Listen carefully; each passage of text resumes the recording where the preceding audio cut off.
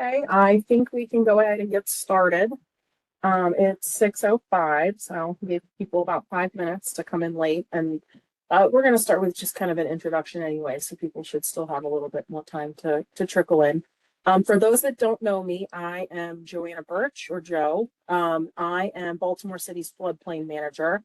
I work really closely with Grace Hanson. She's not here tonight. She had another engagement. But I'll get into how we divide up the city into how we regulate it and things like that. But her and I are very much a team. We also have Doug Rowland with us. He is the watershed analyst that we brought on specifically to help write these watershed master plans. And there are a few other people from sustainability. I'm going to toss it to Amy Gilder-Basati first to give a brief introduction. Or is Ava on still, Amy? Do we want Ava to do it? I can't remember. Yes, it looks like Ava is still on.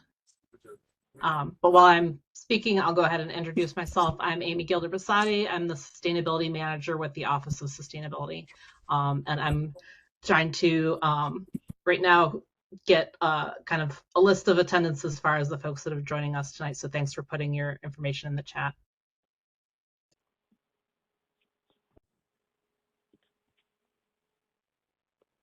Doug, do you want to say hi? It's okay. I know he was having mic issues, so it might not work, but.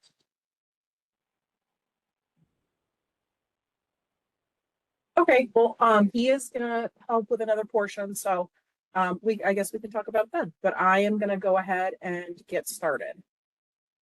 So this is a community engagement meeting that we put together to solicit some feedback on watershed master plans that we are going to be working to write for the city here soon.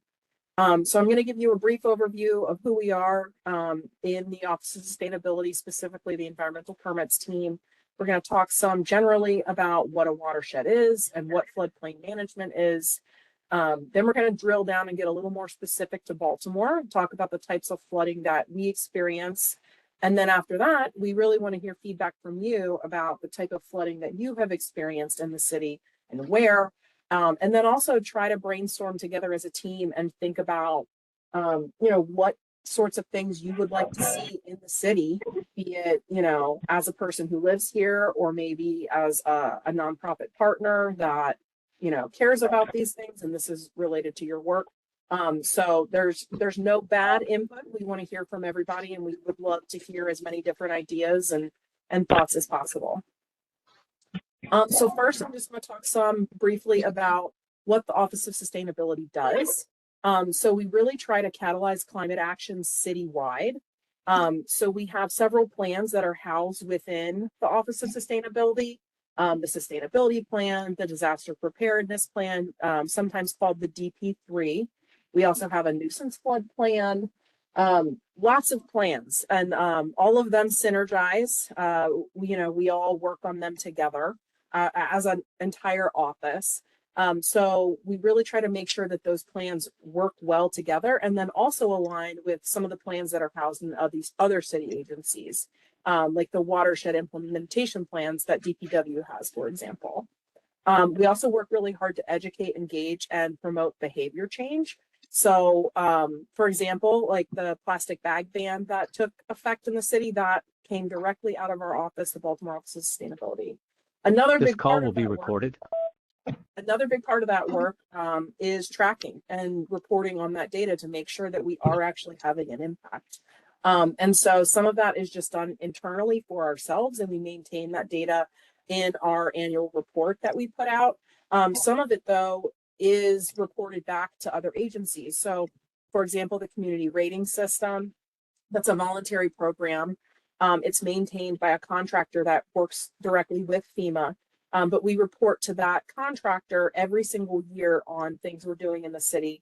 There's also lots of required state reporting, especially as it relates to the NPDES National Pollution Discharge Elimination System. That's a stormwater requirement that MDE helps the EPA regulate. So we report to MDE to demonstrate our compliance with that. This is an overview of our environmental permits team. So Amy, you just heard from, she is the sustainability manager and looks over the environmental permits team. So myself, floodplain manager, Grace Hansen, who you heard me mention, is the coastal planner.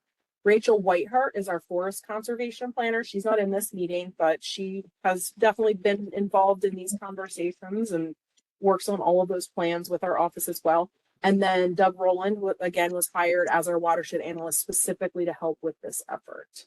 And then Ava is the director of the Office of Sustainability. I think she was on the call, but she kind of runs the whole show with all of us, keeps us in line.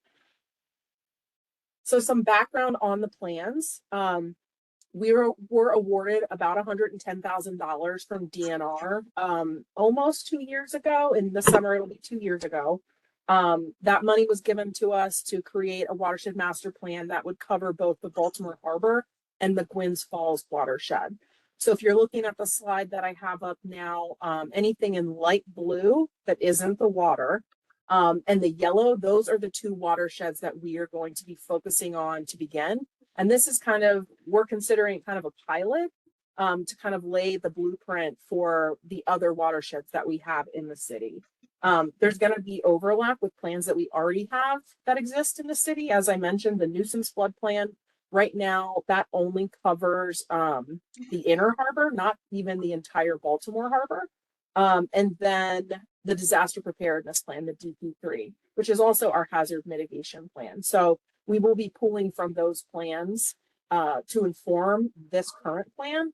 And we have also talked about folding that nuisance flood plan into this watershed master plan. It's also largely represented in the DP3 already. As identified in our DP3, flooding is one of the major hazards that the city experiences regularly. So this is a high priority for us. I want to talk just a little bit about what a watershed is. We had a really interesting meeting the other day with one of our partners, and they were talking about a survey they had given, basically just asking a yes or no question to people, do you live in a watershed? And they said that only 40% of people said that they live in a watershed, which as someone who works in this field, I mean, I'm biased, but the real answer is that if you live anywhere on land, you are in a watershed. So all land area where water drains into a common body of water is a watershed. And then there are watersheds that are nested within, smaller, tinier watersheds that are then part of the bigger watershed that we're all a part of, which is the Chesapeake Bay watershed.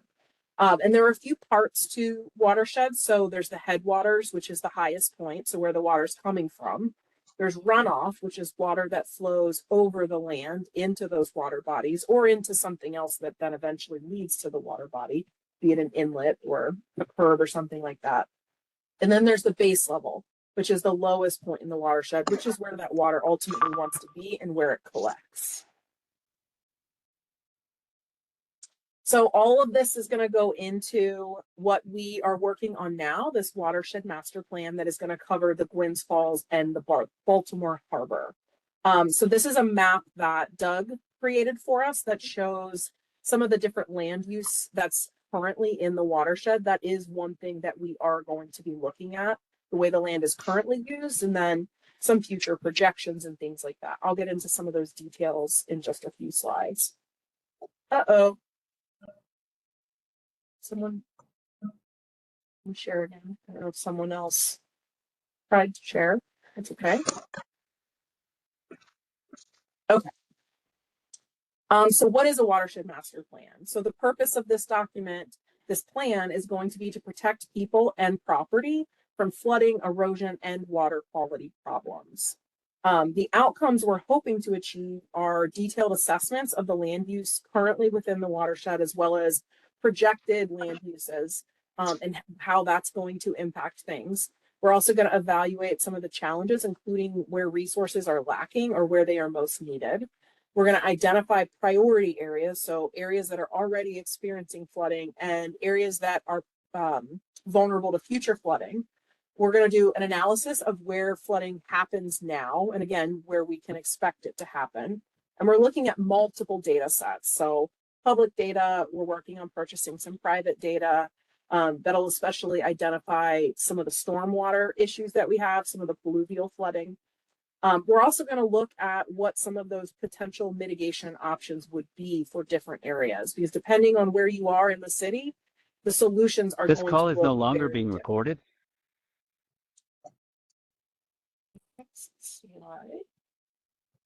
So as you heard me mention earlier, I mentioned the community rating system. So that was a big impetus for why we wanted to write these watershed master plans. The city is currently a class 5 jurisdiction, and you can be anywhere between a class 1, which is the highest or best, and class 10, which is where you enter the system.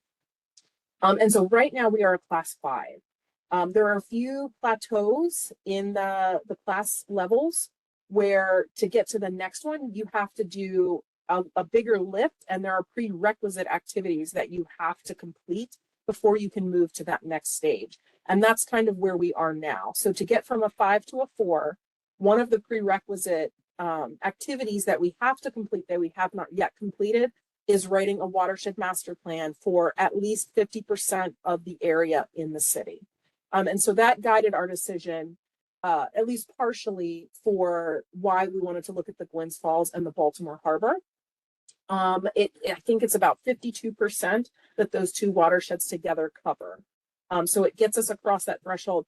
Those two watersheds are also the two watersheds that we have the absolute most data on in the city. So DPW has done a lot of work, especially in the Glens Falls. There's tons of information out there about the harbor. So it made the most sense in terms of how big the lift would actually be to start in those two watersheds. So we need to, while we write this plan, we're going to analyze existing and then expected development. This is one place where we kind of have a leg up because Baltimore is already so developed that the changes are not going to be as drastic as they may be for some other watersheds. We're already pretty fully built out. But because of that, we do have then issues with identifying mitigation options and what the future is going to look like and how we can fix some of these things. One of the other things that we have to take into account is climate change and sea level rise, especially in the coastal areas. So we have to look at what things are going to look like at least 100 years out in order for our plan to qualify and meet the standards that the community rating system has set forth.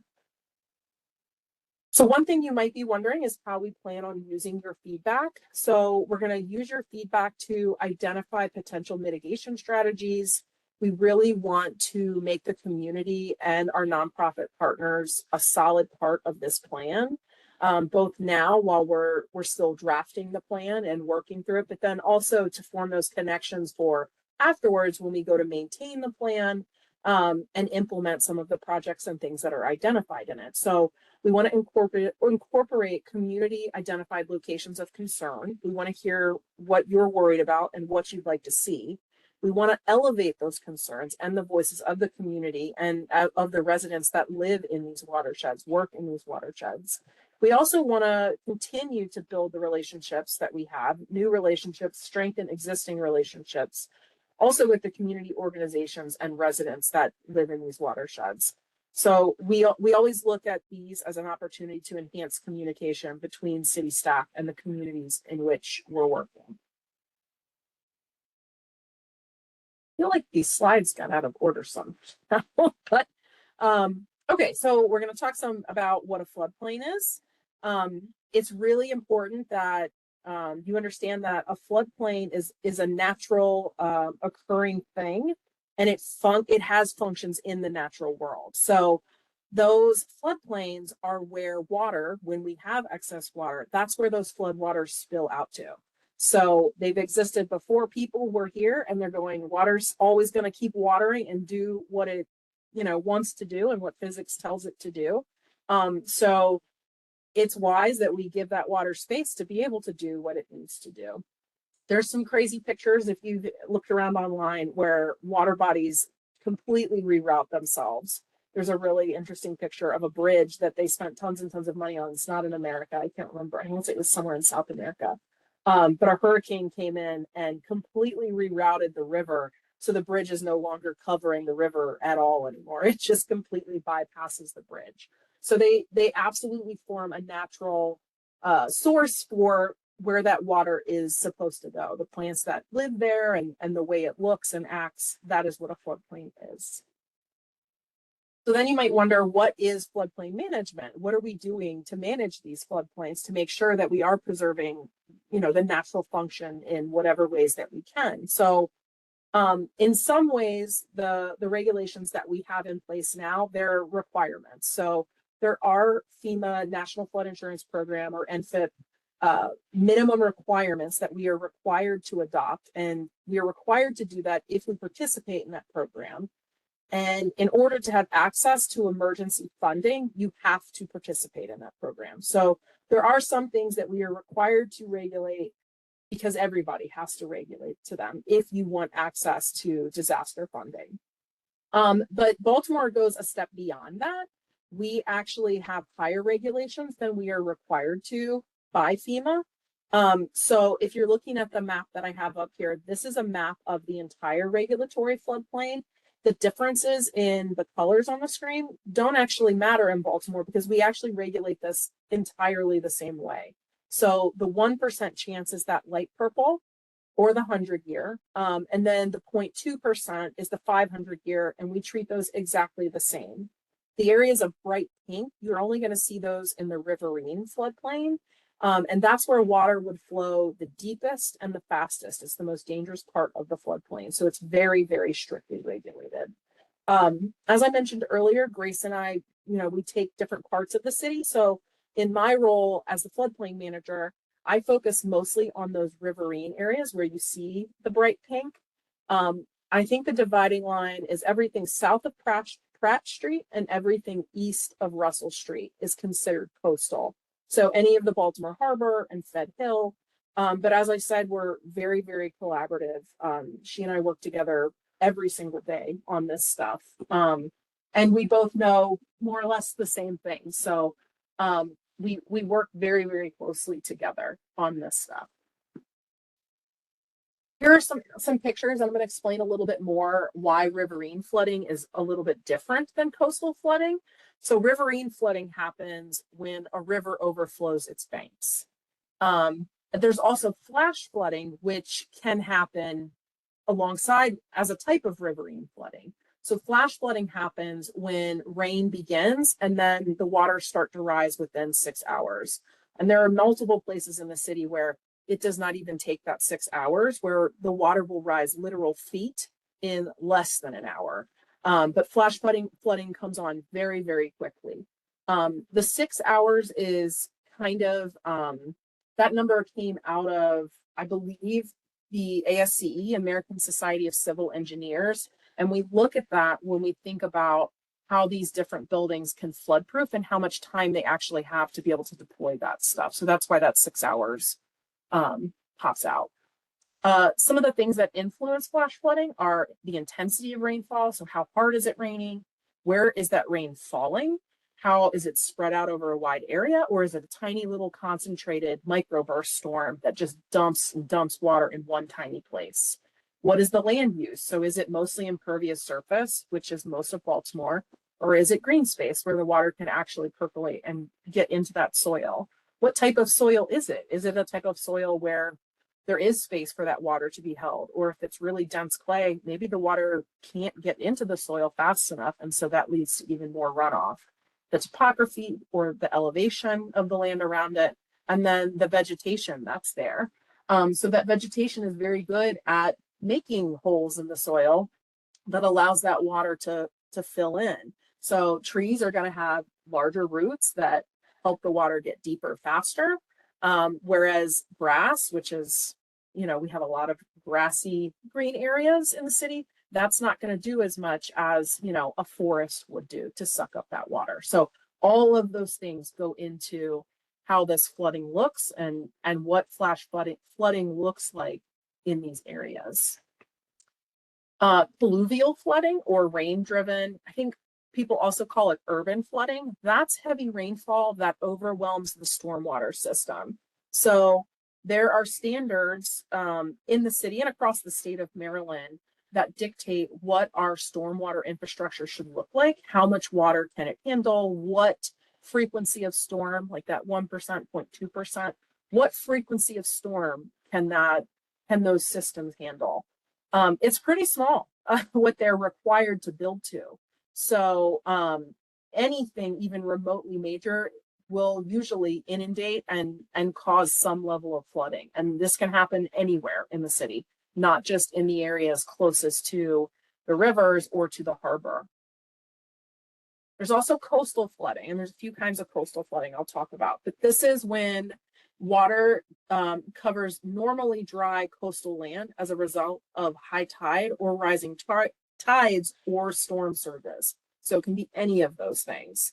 And part of that is nuisance flooding. This is what the state calls it. But nuisance flooding currently is known as high tide flooding that causes a public inconvenience or a nuisance. It's also called sunny day flooding. So sometimes this can happen days after a storm has even happened, when those tides finally come in and all the water finally has, reached the lowest point, and it's all sitting right there in the harbor with no place to go. So we do end up with these bright sunny days where portions of promenade are underwater. So this is a graph that shows you what the observed sunny day flooding is currently in the harbor and what that is projected to become in the next 100 years, not quite 100 years. And then there are different scenarios depending on, if humanity can get its act together and reduce our emissions or not. So right now it's pretty low. Let me see, I think the next slide has actual numbers. Yes. And then here's a map of what it's projected to look like by 2100. So looking at the year 2015, which is already a decade ago, there were 8 acres that were roughly affected by this sunny day flooding. By 2050, we're looking at 32 acres, which is a 300% increase, that's pretty big. And then by 2100, we're looking at 196 acres, which is a 500% increase. And then the pictures here, the maps, those are depth maps. So they show you how deep the water would be and where it's spread. So yellow is only up to about a foot. I say only a foot of water that's a lot of water. And then some of the darker blue, you're getting up to almost 4 feet deep. And as you can see, by 2100, that's the whole promenade that is, underwater. Rash Field's underwater. And as we saw on the previous slide, the number of days we're looking at that's just every single day then. It's not even necessarily a nuisance. That is the new boundary of the harbor. So it's definitely very jarring when you actually look at some of these projections. I believe correct me, Doug, maybe, or even Amy, if you know what this means. I think it's the mean high water or mean, this is definitely Grace's area, but it's like a mean high water mark that they're looking at here. Okay, and we're not going to break out into groups, but we are going to break into our activity now, where we're going to talk about where we see flooding. That's the first question we're going to ask. The other question we'd like to ask, and it doesn't have to necessarily be a best management practice, but we want to see what stormwater best management practices or BMPs do you want to see more of? And it doesn't, like I said, have to be a best management practice. It could also be a mitigation strategy that you think might help. An example that came out of one of our previous meetings was, making sure that curbs are actually 6 inches high. If you have a curb that's 4 inches or less, the water is going to go over that curbing and it's not going to function in a way that it should to direct that water to the inlet. We've talked about increasing the number of inlets we have.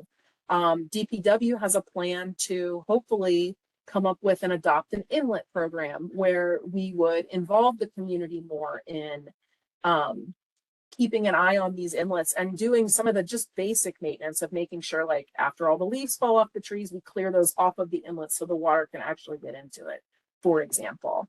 But those are the 2 questions to kind of guide the discussion we're about to have. I also have some examples of the different best management practices.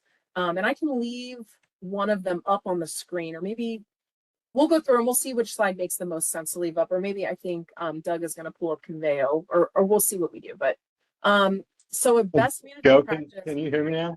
Yes, I can. Great. I was having mic trouble before, but hi everyone. I'm Doug, and I did put the Conveo link in the chat. So if anyone who wants to participate would like to click on that, some of the stuff on the slides that Joe will be showing kind of goes hand in hand with the first document that's under that link. Let's see. I can open it up on my my screen too when I get through this, I think. Okay. So best management practices. It's a device, a practice, or a method that's used to manage stormwater runoff by controlling peak runoff from storm events. They also sometimes improve water quality, not always. And same thing, sometimes, but not always, mitigate flooding. So they have to be designed for those specific things in mind. And some are better at one thing and not the other, and some are all around great, but they're all kind of different.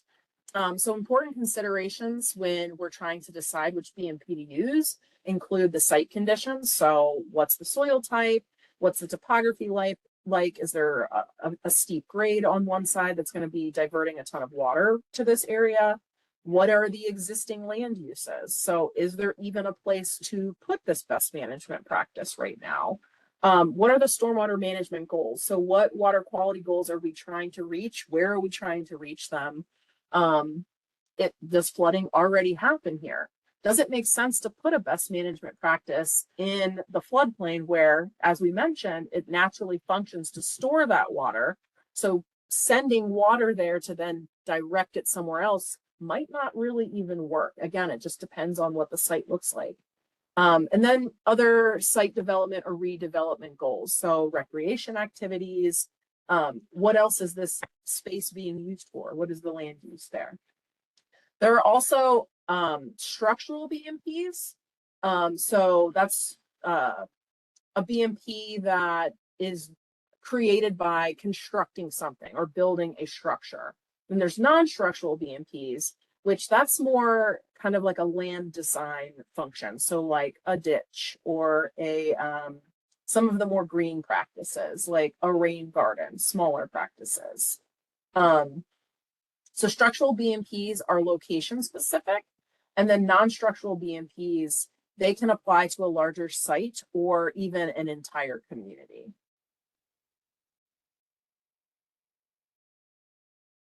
We also want to keep in mind, like, what is flooding? Because flooding can look like different things to different people, which I didn't realize until I started having these conversations with people. So it's an excess of water on land that is normally dry, including standing water on roads or grassy areas.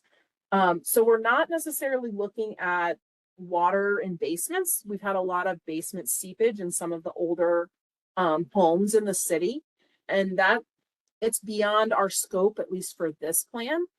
So we're just looking at the definition of flooding we have here. And as I mentioned earlier, if it can rain where you are, it can flood where you are. Because even that, like we saw with the pluvial flooding, the stormwater infrastructure can get overwhelmed.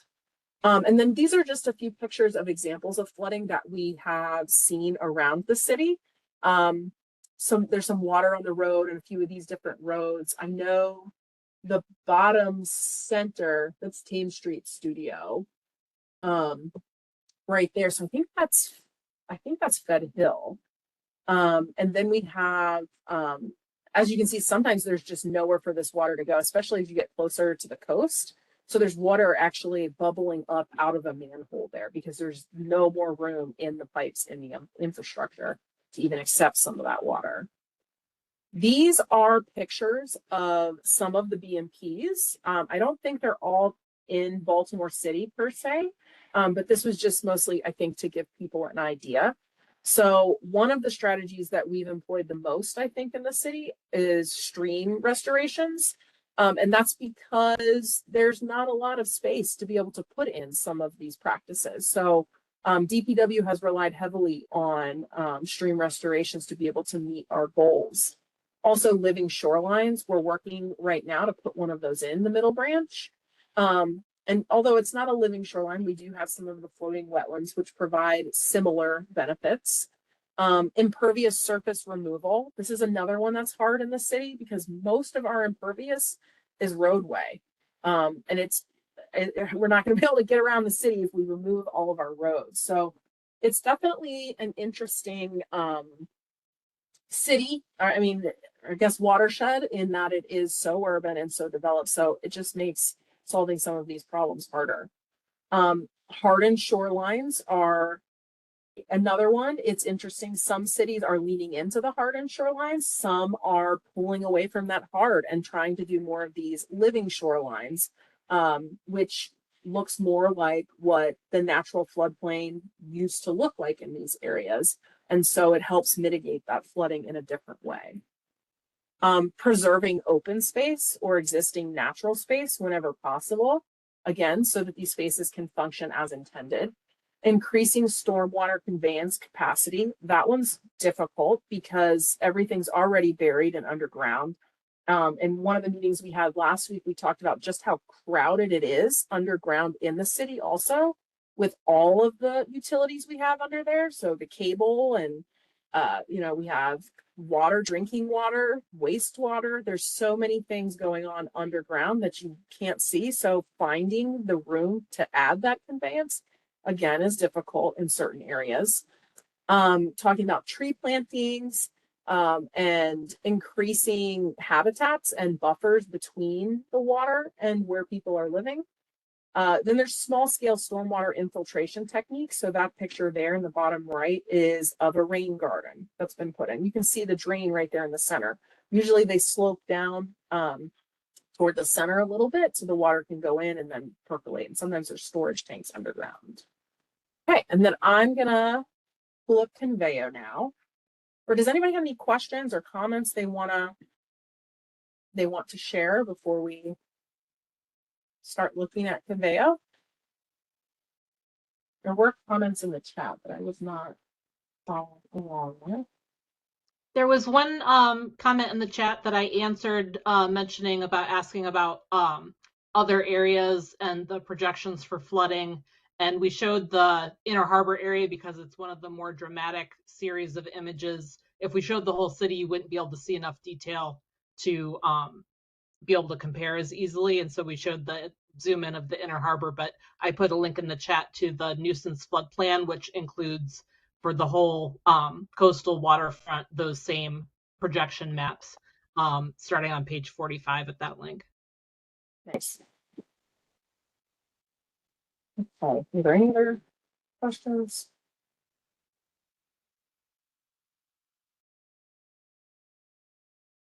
Okay. I think we're good done. Does anybody want to share out and come off mute and share any examples of flooding? We can keep track of those cross streets if we don't have a specific address so that we can add those to our plan. The intersection between South Caroline Street and Alexandria Street. It's it's near Whitman Redcart. It floods in Whole Foods. It floods a lot right there. Yes. Anybody else want to share?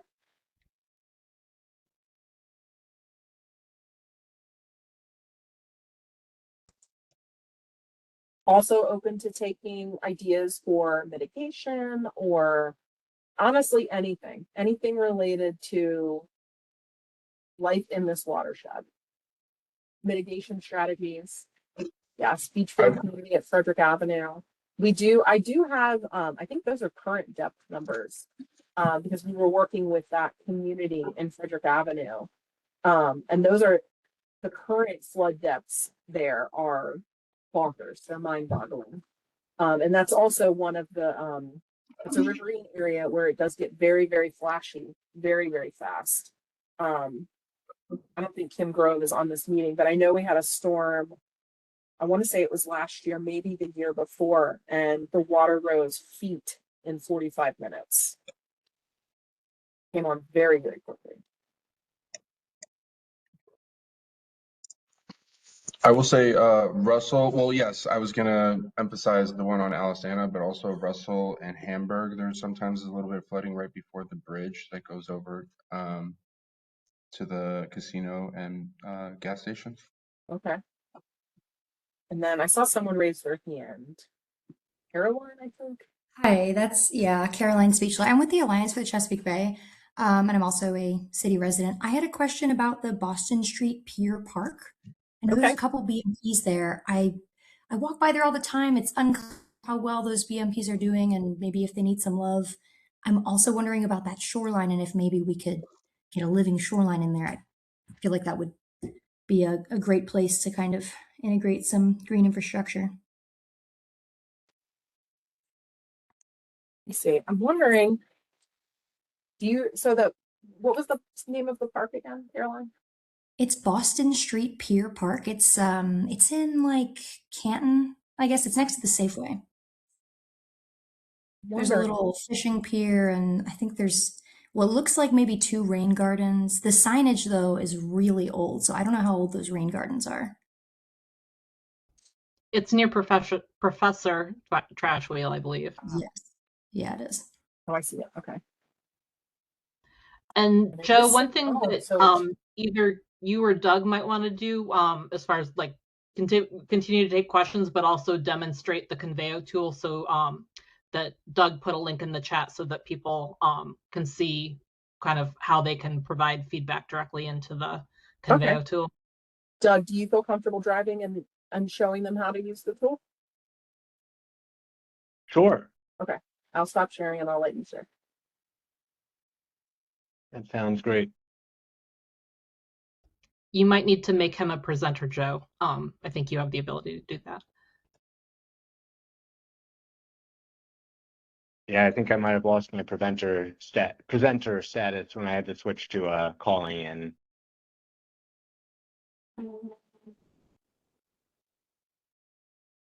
No. But I do have Conveo up here, so I could also just even without sharing my screen, if anyone would like to click the link, Someone else I did. can just. Thank you. It says I'm no longer the presenter, so I think you can share. Okay. Great.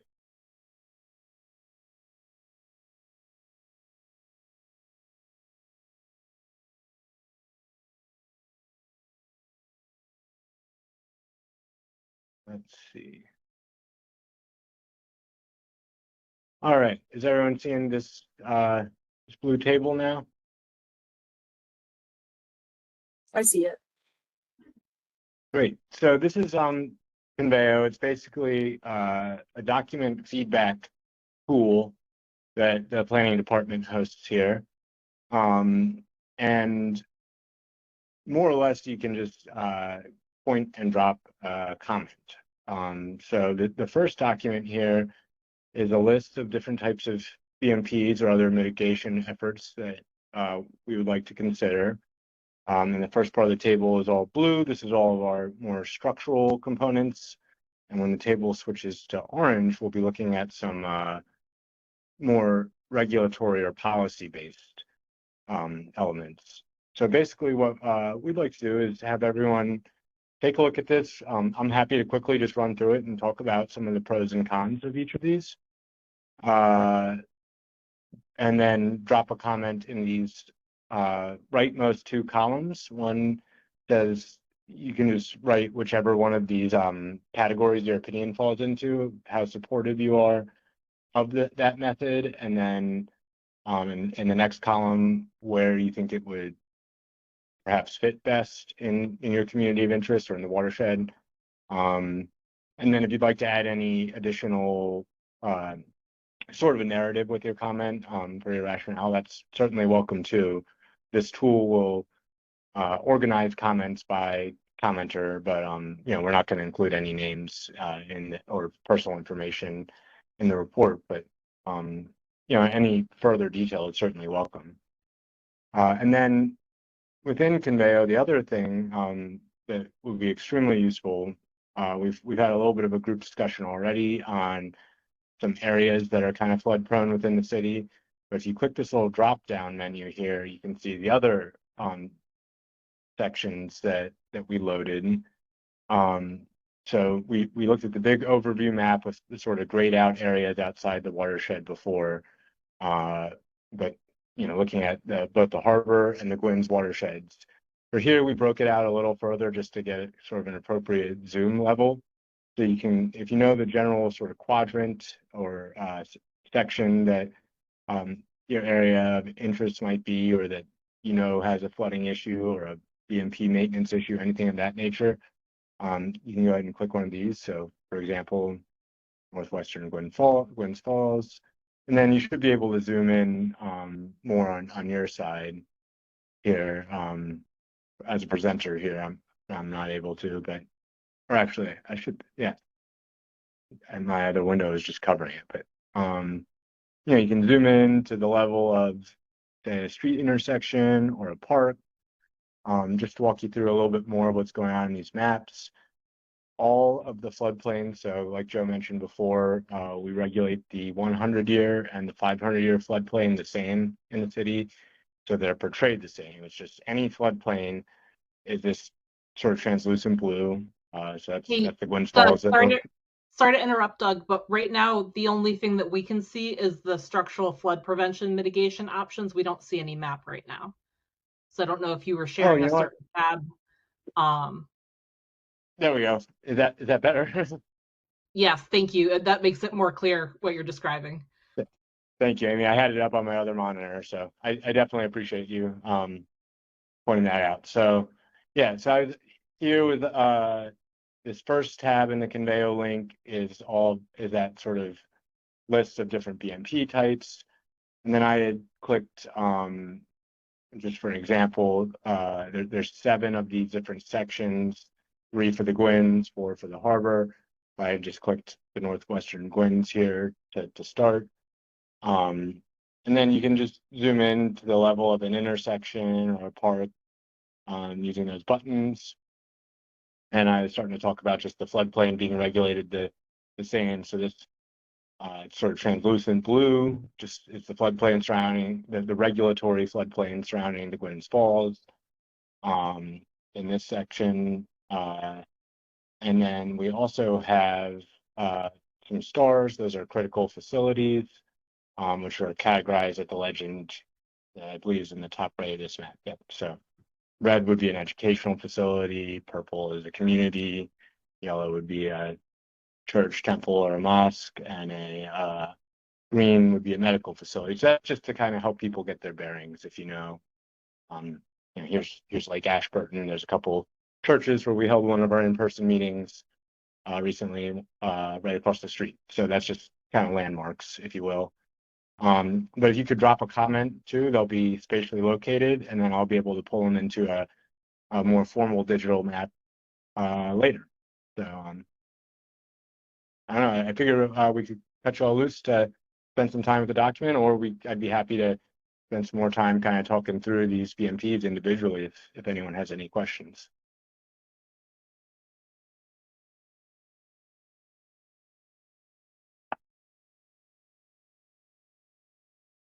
I know Kate had her hand up before we switched to Conveo. I don't know if you still have a question or a comment, Kate. Oh, yeah. Hey, Joe and team.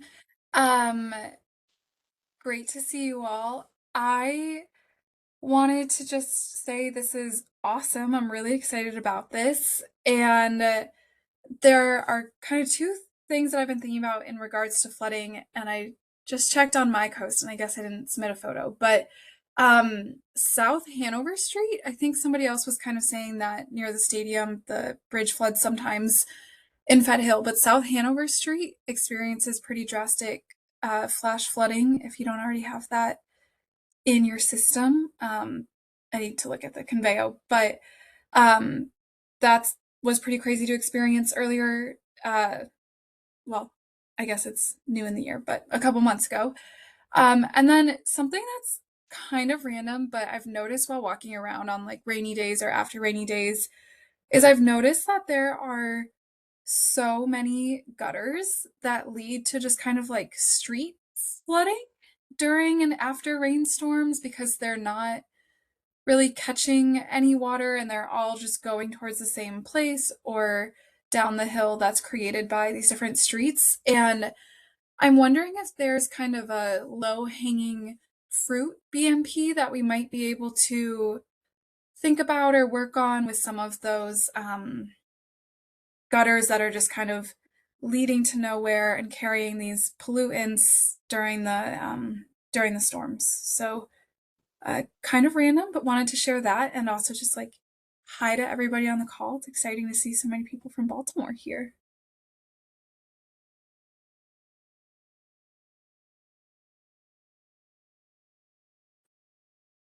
Clyde, you want to share? Hey folks, thank you for the presentation today. It's been really good getting kind of caught up. I'm a new resident for the city of Baltimore, coming from New York, but it's good to see a lot of the resilience work continuing on. I went through the link for this detention and retention basins. I see it noted as difficult for, building out in urban environments. I'm kind of curious if there are any examples of subsurface detention and retention across the city. If there's maybe like a highlight or like a star project from you all that you think about. I am not aware of any. I know that there are some underground storage facilities in the city. But I also know it's something that DPW is looking towards more because we don't have a lot of space above ground. But I can't think of a specific. I know I saw Mark Cameron. I don't know. Mark Cameron is on the meeting if he's able to come off mute and if Sorry he's to aware of examples. put you on the spot, Mark. If you even know. Thanks. Can you hear me? There are no underground facilities that I'm aware of that are public, but there are probably some private development that has done some type of underground storage. I think one of the challenges has been, as was mentioned early in the presentation, there's just a lot of stuff underground.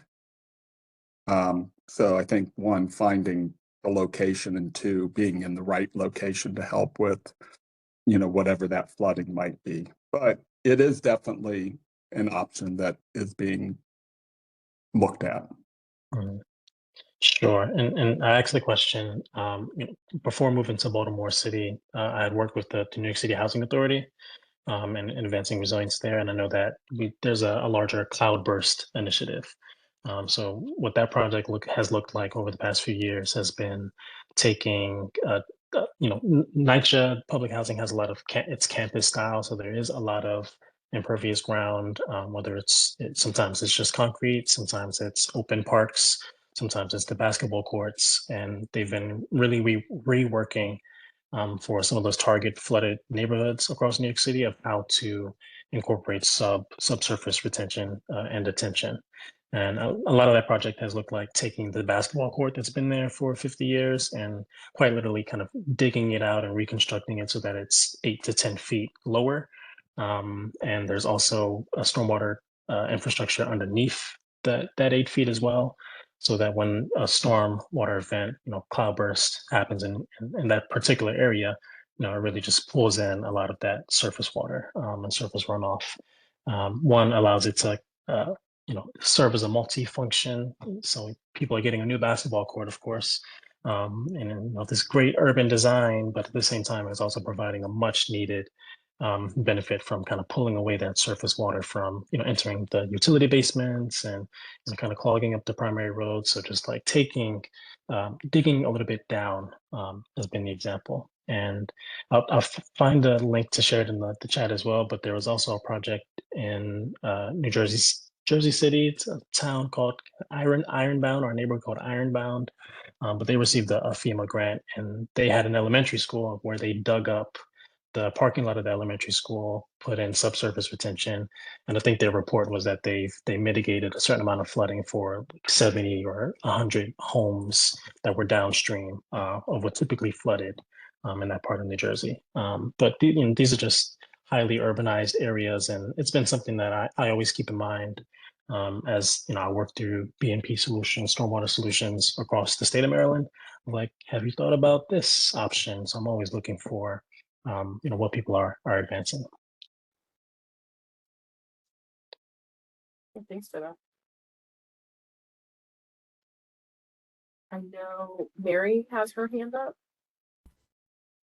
Yes, I'm over here in Beachfield, and if you're looking for a pilot program for the just mentioned project, we have a very large area that is located on Beachfield Avenue, right behind Frederick Avenue, which is a flood area. It's city owned, very large area across from the elementary school. It is 5 lots. There are 4 combined lots that actually form like one huge lot. And then there's a 5th one that actually faces Frederick Avenue that is attached to those 2. So that would be a great area for retention or detention, as well as a rain garden to beautify the area. Okay. I will put that on our list. I know Doug has talked, and I've talked some too to our GIS person in the Department of Planning, Nick O'Gara, about creating some maps where we will look at things like that, kind of creating an inventory of properties that are already owned by the city that we could possibly preserve as open space, or even looking at some of the vacant properties and ways that we can use those. Those all have their own challenges, but we are definitely going to look at kind of what we already have as a resource to the city, in the city.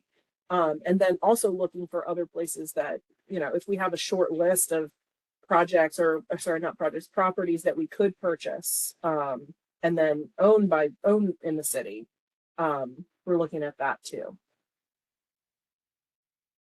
And I just add that there's tossed around many times, that Beachfield property. Sorry, Doug, what were you going to say?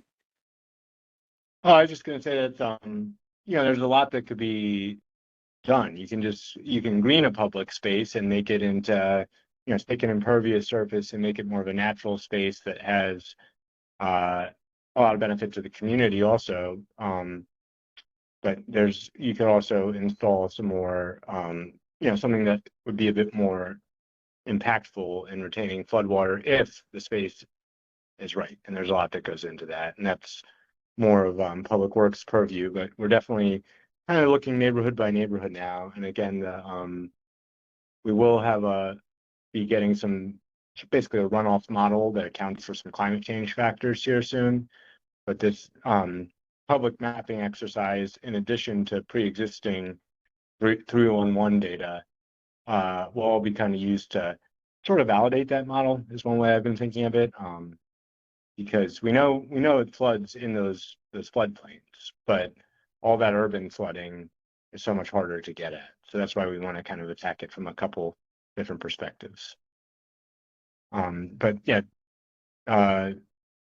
greening those public spaces or installing more of a structural measure, or just in some spaces that are repetitive loss areas, there would also be the consideration maybe of letting it become more of a full large natural area over time. But of course there's zoning considerations and everything with that too. So Kate just put in the chat that NWF has been talking about buyouts recently. We've talked some about that in the city. It's been hard because we haven't had the funding to be able to do those buyouts, even though there are properties. I'm thinking of one in particular on Frederick Avenue that I wish the city could buy. We just don't have the funding yet. But I definitely think we need to put something in this plan where we talk about both buyouts, and I don't know if planned retreat is the right word necessarily. It's going to be very hard to have a planned retreat, I think, in Baltimore City. Our relationship to the water and our connection to the water is such. Oh, it is? I heard that it was trading hands again. Sorry. The building's up for auction. That's nuts. I'm gonna have to dig into that. But anyway, we've talked some about like planned retreat, but as I was saying, our relationship to the water is just that is Baltimore. That's what that's why people live here, I think. And it's very different from any other city in that we don't have a railing. I mean, if you wanted to touch the harbor, you could touch the harbor any given day. And not a lot of other major cities have that. And so I don't know. And there's also, people want to be near the water. That's why, there are talks of continuing to develop areas and put in even more housing, on the water in Baltimore. So it's definitely a tricky conversation to have for lots and lots of reasons. But I do definitely want to connect with you, Kate, and talk some about, what you guys are talking about, and at a minimum, put something in this plan where we address that a little bit.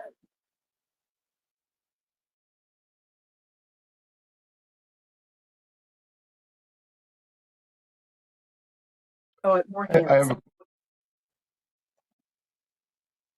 I don't know who that was. I saw Clyde's hand go up, and then I saw Tim's hand go up. Mary, your hand is also still up. I don't know if you had something else you wanted to say, but we can start with Clyde. Yeah, just talking about buyouts, nationwide, very sensitive conversation and difficult conversation to have. But in my role with the State Department of Planning, I look over. I provide a resilience review for all comprehensive plans that come into the State Department of Planning. And it's a new process that we're working through, but I've been seeing some different examples from much, much smaller towns, nothing the size of Baltimore, of course, but different towns along the Lower Eastern Shore, which really they really build out in their comprehensive plan. Hey, we've had all these consistent troubles with flooding. They may specify a certain neighborhood. And they'll go as far as to say, we know that this neighborhood won't be here in 50 or 75 years. And you don't get a lot of reality like that when it comes to adopted public government plans. So I just think that there's something worth. I'll keep my eye open on how to make sure those resources or those narratives are shared with the Baltimore City team, because I think that again the major cities have a much harder time navigating that conversation. But there are different small towns which are really crafting a narrative and really working through not how do we, of course, like survive the water, but how do we negotiate with the water? Yeah. And so I think that's just something to keep in mind. And as those examples come around, I'll make sure that's passed over to you all as well. Yeah, I really appreciate that. Thanks. Tim, you were next, I believe. I have two things. One is a question: is what is Baltimore City's stream buffer requirement in the ordinance? Like, how many feet? Is it 75 feet? Is it 100 feet? What's that buffer length? And then two, I'm a sucker for green infrastructure, and I used to live in Pigtown, and I was surrounded by just parking lots and kind of industrial lots. And I know I don't know the details of how to kind of modify those parking spaces, but it would be wonderful to kind of see, especially in South Baltimore, kind of incorporating low impact developments, on some of those really bare streets. And we already know that there's an urban heat island challenge down there as well. And I don't know how this all costs, but just doing little curb cuts here and there. I don't know what the actual the city ordinance says about some of that, but I would love to see in areas that are kind of more flat, you could do some kinds of curb cuts or low impact developments. And down there, I don't, some areas I don't think parking will be an issue, is how I would put it. Yeah. So it'd be less pushback on low impact developments compared to other places. For sure.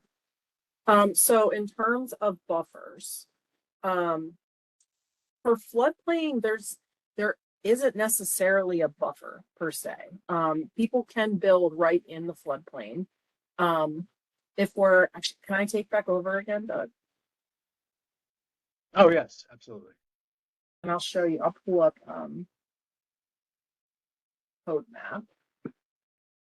Show you kind of what I look at when I'm doing permits and telling people where they can and can't build. So this is a Department of Housing map product that I use all day, every day.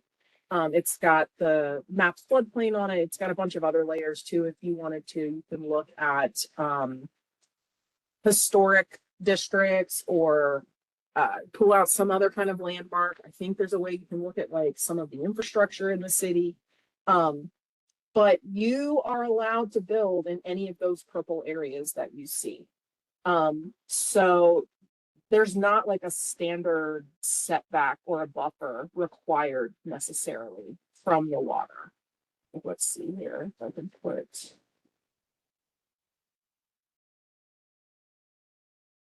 See if this works. It did not work the other day when I was in the field.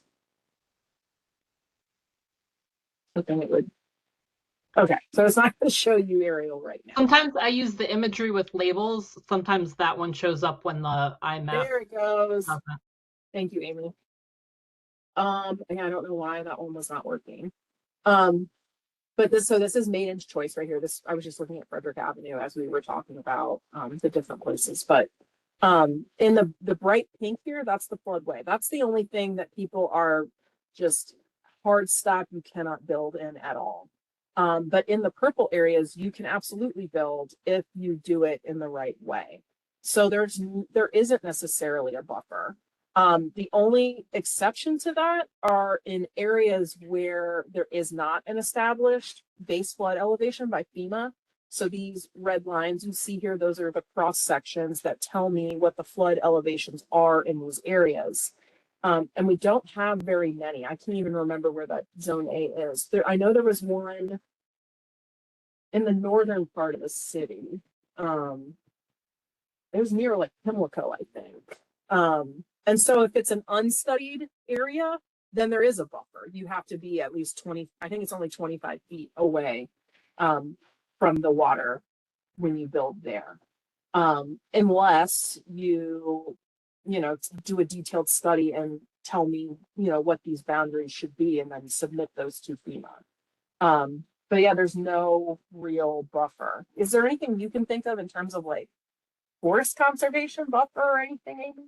Or anything I'm missing?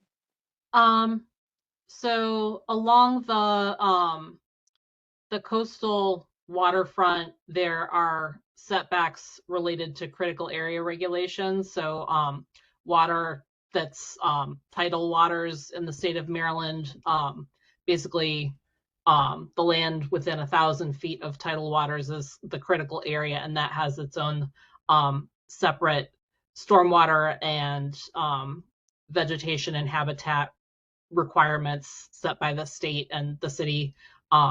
We have our own then local program for the critical area, but that's specific to coastal areas and doesn't cover the riverine areas. The only other thing that then covers the riverine areas is the state also has forest conservation laws. So when there's 5,000 square feet or more development, that's the threshold for Baltimore. Forest conservation review applies, and so that relates to preserving existing forests or establishing new forested areas. And so I'd have to go into the manual. I can't remember what the width is as far as basically stream buffers are priority locations for retaining trees and planting new trees. So it doesn't necessarily restrict as far as like there's lots of existing buildings, as Joe was saying, that are closer than we would necessarily want to see. But the forest conservation regulations encourage protecting and planting trees in the areas along streams as a priority. Does that kind of answer the question, Tim? Yeah, that's very helpful. I was just trying to think of ways within the code you could try, I know it obviously gets more complicated, but ways where you're reducing that impervious surface or you're still protecting those streams from kind of a policy perspective, right? So it's like, no, now because we've built up so close to these streams, in the future is that, we do a lot of stream restoration, but what does that look like from a policy perspective when it comes to development? So I was just trying to think outside the box. Yeah, there, I did look at a piece of legislation right now, that's up for vote, I believe, or it's going to a vote, and this is a piece of state legislation. And it looks specifically, I know Jones Falls was mentioned, which isn't part of our watershed master plans, but this is basically that's what they're doing. And I think it said something along the lines of any property that already exists within the defined Jones Falls, up to the 0.2% or 500-year floodplain.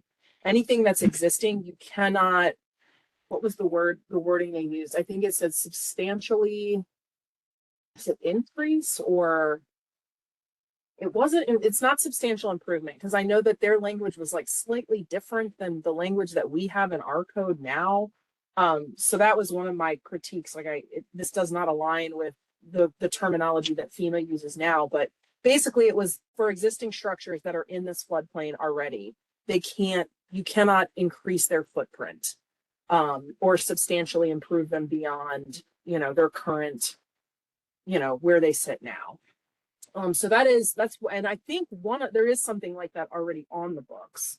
And this was just an amendment to even like further strengthen it. So that is something that we could look at. And we are currently working on some floodplain code updates.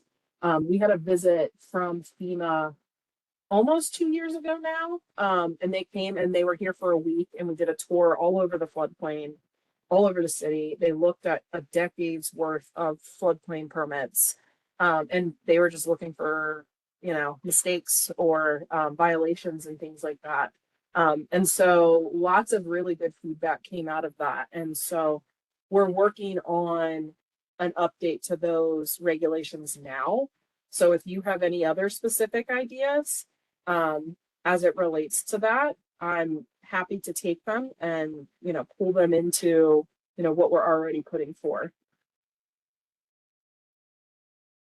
And Tim, one thing I'd like to just add there really quick is that we don't have a lot of small streams in Baltimore City, and it's preserving riparian buffers on those headwater streams is critical where you have them, but most of the small headwaters are paved over and piped in the city. And then most of the, major rivers like the Jones Falls, has highway sheet piling up against half of it until it goes into a tunnel.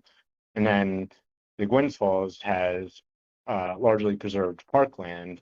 The one effort that can happen with riparian buffers, and I think both our public works and our forestry department are both looking at this kind of with different angles, but similar concepts, is to take those forest patches that we do have around some of those kind of rare but important free-flowing surface water bodies and make sure the woods are healthy.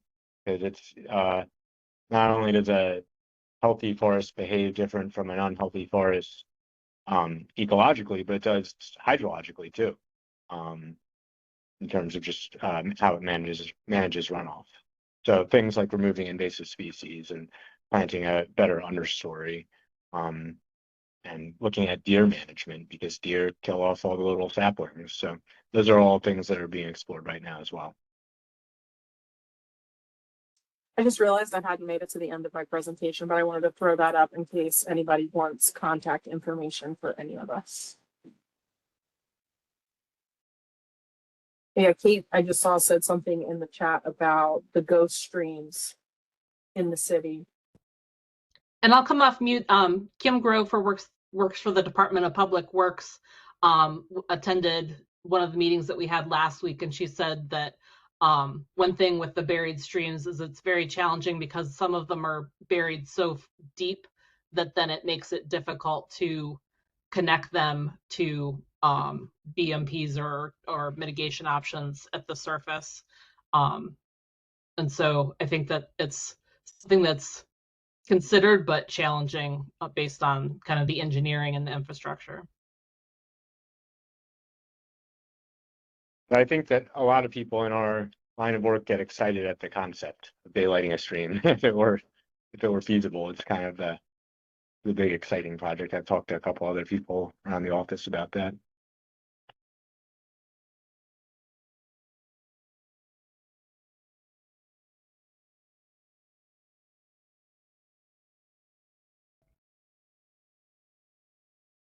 Any other comments or questions or anything?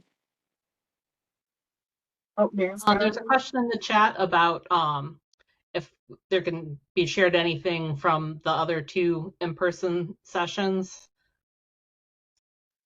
I don't know that we have anything to share right this second, but we are planning on putting information that we gathered from those two sessions in the plan.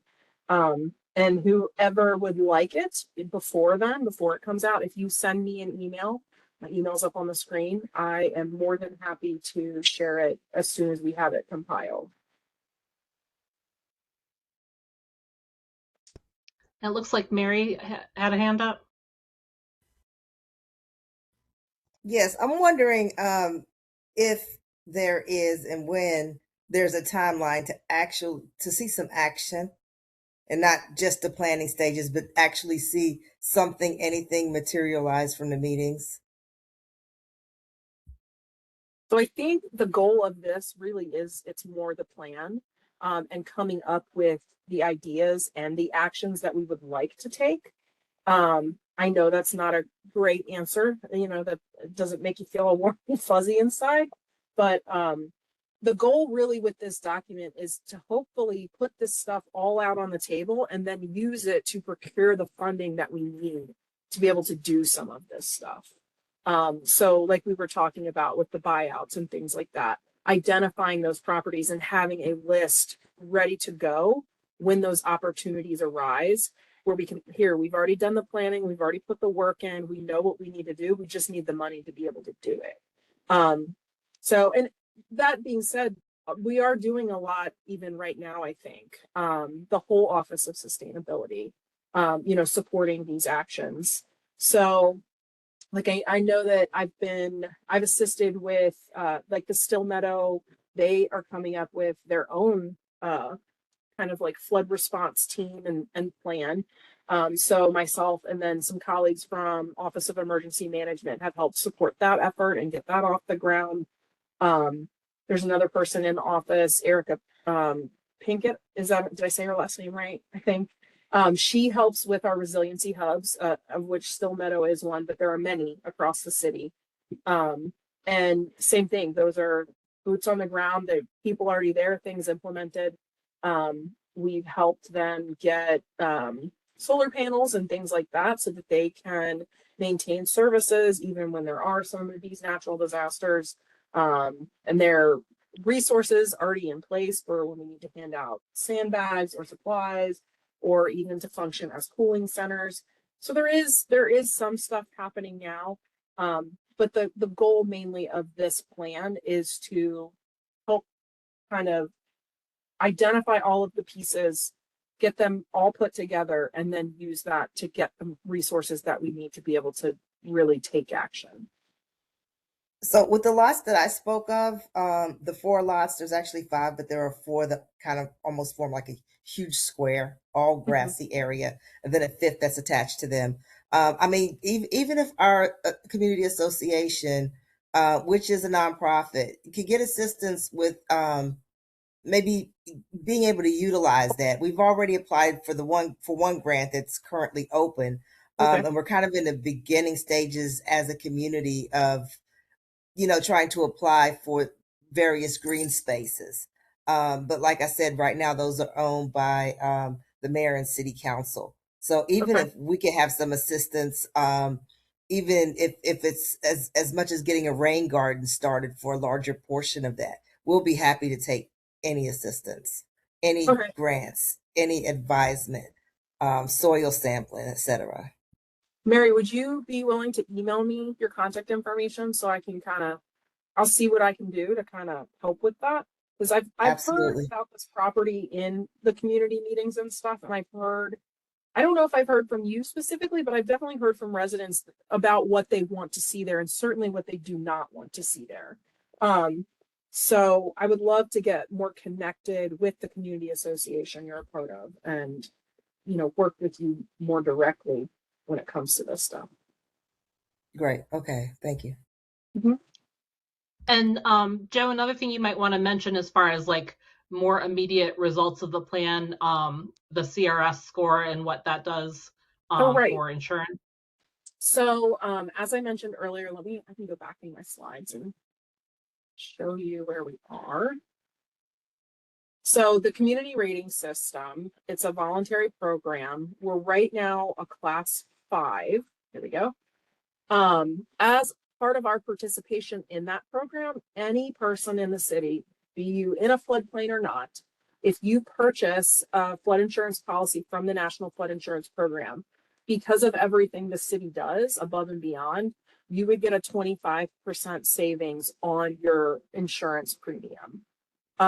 Once we get to a class 4, that would be a 30% savings. Right now, just the savings, the actual dollar amount from that we're saving our citizens is over $800,000. It's approaching $1 million. That's in addition to all of the savings that, are then provided through being more resilient. You don't have to repair and rebuild the same way because, the code that we have requires 2 feet of extra freeboard on top of the base flood elevation. There's signage that you'll see around, especially like today or Tuesday rather. I was in what was that? It's at the Washington Mill, right off of Smith Avenue. There's lots of signs there for flooding. Do not park here overnight. So all of those efforts, those little efforts, all of those combine to get us to this class 5 and then hopefully this class 4. So again, in addition to the 800,000 plus that we're saving just straight up in dollars, the savings that we get from just being a more resilient and just a safer city. So this is a now. This is, it's already happening. We already have this savings for everybody, and anyone who lives in the city can take advantage of it.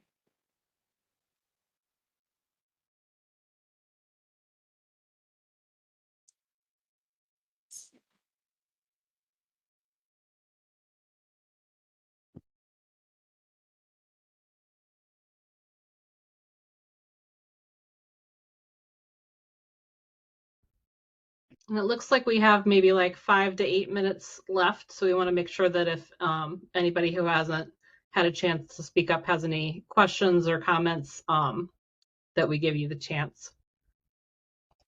Yeah, hey, this is Dara. I'm like a civil designer, water resources engineer, Stantec. I live in Waverly.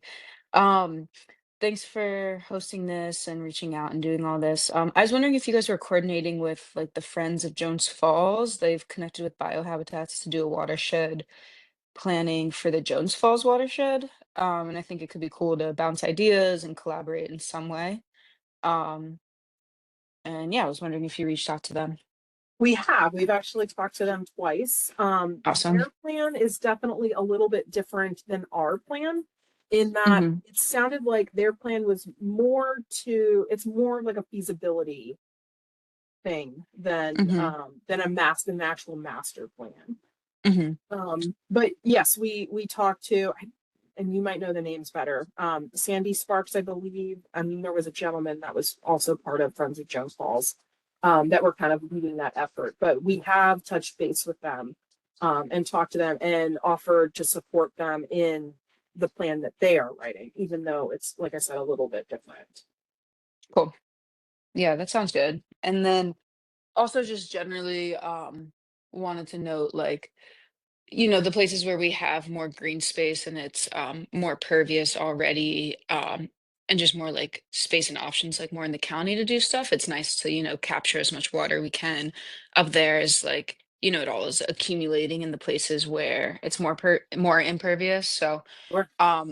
yeah, just wondering like if we can um yeah, have any focus areas kind of before it gets into super impervious too, so that what we're handling in the impervious areas is more that location rather than the accumulation as well. For sure. Yeah, so Doug is actually coming, he came to us from Baltimore County. So we have some connection to them there. But we have talked about adding a specific portion of the plan to identify some of those areas in the headwaters before it even gets to Baltimore City, because they Right. have a lot more space than we do to be able to do some of these projects. And it's Right. not completely, out there as an idea now. Like, a lot of Baltimore City's resources are located in the county, like the reservoirs and things like that. So there's already a precedent for, working together in this way. So that is definitely going to be a part of the plan, for all of the surrounding jurisdictions. Awesome. Thanks. Mhm. I also wanted to One thing. yeah. Oh, I was just gonna add, I'm actually planning on attending the Jones Falls meeting on Saturday. Just they have, Cool. I think, two more of a series of 3 public meetings. So I wanted to make Mhm. sure to get at least one of those to share some ideas and just kind of get a little better grasp on what they're doing and how it relates to our projects. But also Nice. in some of the state legislation that's coming out about or that's planned, I should say, about flood planning. They call out a couple interjurisdictional watersheds of concern. And I think 3 or 4 of them are shared between Baltimore County and Baltimore City. Gwynns Falls, Jones Falls, and Herring Run, which is the biggest tributary to Back River. Mhm. So it's interesting how there's very much of an interconnected water ecosystem there. Totally, yeah. No, that's great to hear. And they're also doing a really cool, like, a speculative design project, kind of the Jones Falls 2076, kind of like what can we like imagine the watershed to be, being really like creative and open-ended, with like less, realistic restraints that I think could also be a cool thing to plug into to just get like different ideas. And then I also wanted to um echo the like curb cuts being great, and also like curb bump outs, just like where there's extra pavement where there doesn't need to be. I saw, like, especially in New York City with all the snow, but also here, like where a lot of snow piles up, um and where, when cars can still go on these roads, and the snow kind of has shown us like where it's piled up in ways that in places that like could be more green, and just kind of like showed different examples, yeah, of areas that could be green stormwater infrastructure instead of pavement. So one thing I'd like to mention there, just to sort of temper expectations, because I think Tim mentioned it before, and we didn't get around to it in the Pigtown area. We're all for greening everything that's feasible, but and even in the as it's written out regulatory at the state level, a lot of those environmental site design measures like curb cuts and micro bioretention are actually not approved for flood attenuation purposes for stormwater. It doesn't mean that they have no effect, but they're really best for treating water quality. So they can definitely do a lot to green urban areas, mitigate heat island effect, and have cleaner runoff, so to speak. But when you get beyond about an inch of rain, they're not doing a whole lot to reduce those flood levels. And that's just kind of the engineering of them as the science currently stands. Maybe the field will evolve in the future. Right. Thanks.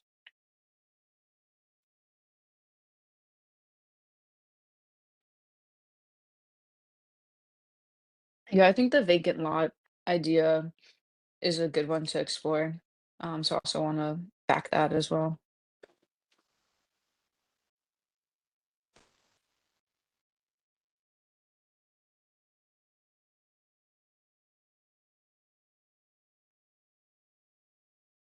I know we're probably running low on time here, but one thing I'd like to mention is that I think we're going to be able to leave this Conveo document, if any of you all have had any luck getting in there. I think we'll be able to leave it open for a little while. So if you have any other, of course, we won't be able to talk it through with them like we did here today, but you could share the link with a colleague or a neighbor if they'd like to drop a point in there also.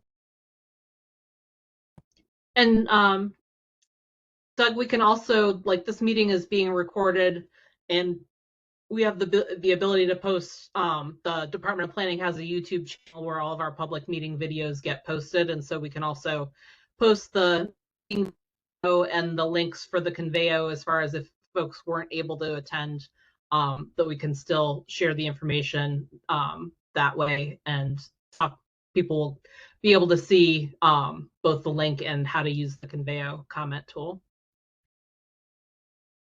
One more thing I wanted to say, it's why I tried to zip back to this last screen so people could get our email addresses if necessary. Ultimately, I don't think of this as having necessarily a deadline. There is a deadline for when we need to have the draft of our plan done, but this work is always ongoing. Even if it's not planning for this watershed master plan, we just helped with a comprehensive plan a few years ago. All of the other plans that you heard me mention, and a lot of those are on a planning cycle of every 5 years. So if you have any concerns or any ideas or feelings about the way things should be happening as it relates to flooding or any sort of thing in the environment on our environmental permits team, send us an email. And I'm always down to try to do what I can or point you in the right direction or incorporate your concerns into our day-to-day work or these plans or anything, honestly. So always email if you have any sort of concern, idea, question, anything. We work for the city, so at your service. And that is probably a great note for us to end on since it's 7:31. So thank you everybody for coming and for sharing your thoughts and learning more about Baltimore's watersheds. Yeah, thank you so much for your time. Thank you. Appreciate y'all.